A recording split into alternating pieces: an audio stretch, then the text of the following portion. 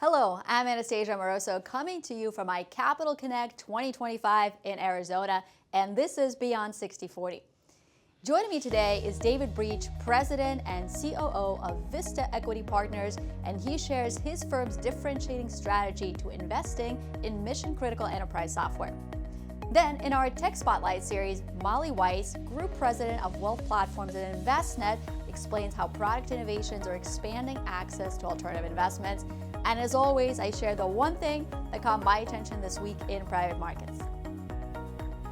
In today's Private Market Pulse Snapshot, the one thing I'm focused on is enterprise software, which is a sector that is at a critical inflection point amidst the ongoing macro uncertainty.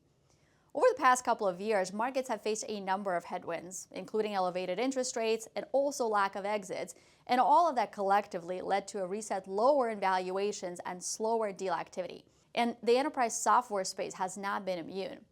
In fact, private equity and venture capital deal value in this space dropped another 11% in 2024, following a 29% decline in 2023.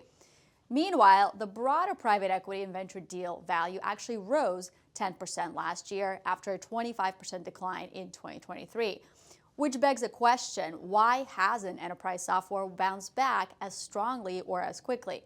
Well, first to blame can be the depressed spending intentions. Enterprise software investment is closely tied to corporate IT budgets. And after the post-COVID tech boom, companies tightened their software spend and focused on cost efficiency. Indeed, looking at this chart, software spending spiked in 2021 before leveling off in 2022 and 23. However, there is a notable takeaway here, and that is companies are still increasing their overall software spend, just more selectively.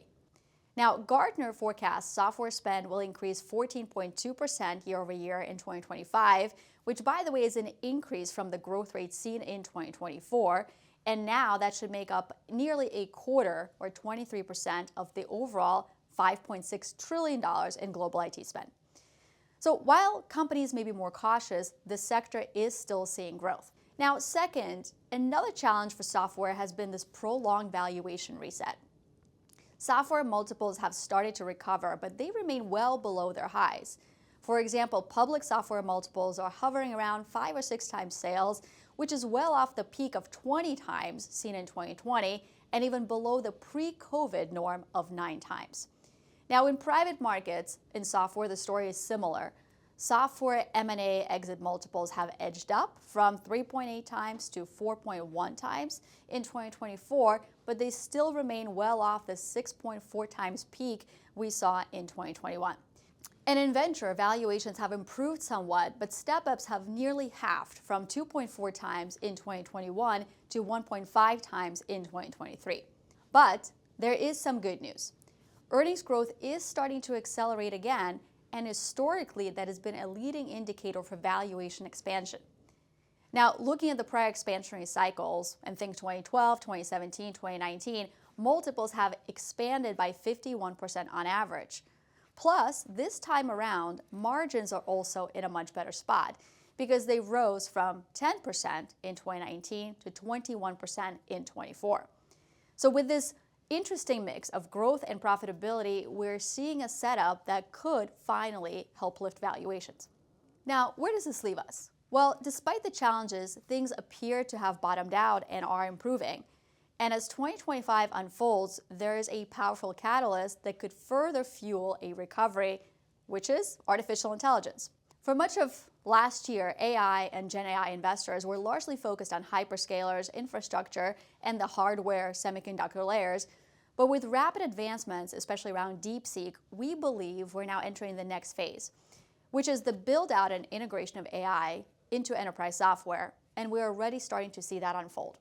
Take Vista Equity Partners, for example. Today, over 80% of their portfolio companies have deployed Gen AI tools.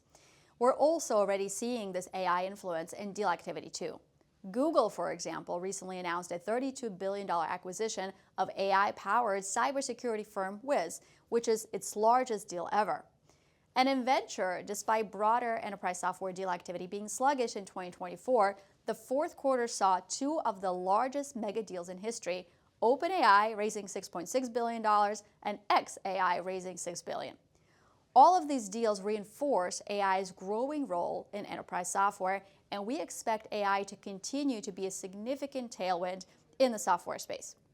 The bottom line for investors is that enterprise software is at a turning point, and a further rebound will likely depend on three key factors. First, sustained corporate spending, second, earnings acceleration, and third, broader AI adoption.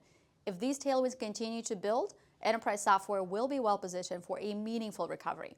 And for investors and GPs, this could mean renewed opportunities in the space. And that's your one thing in private markets this week.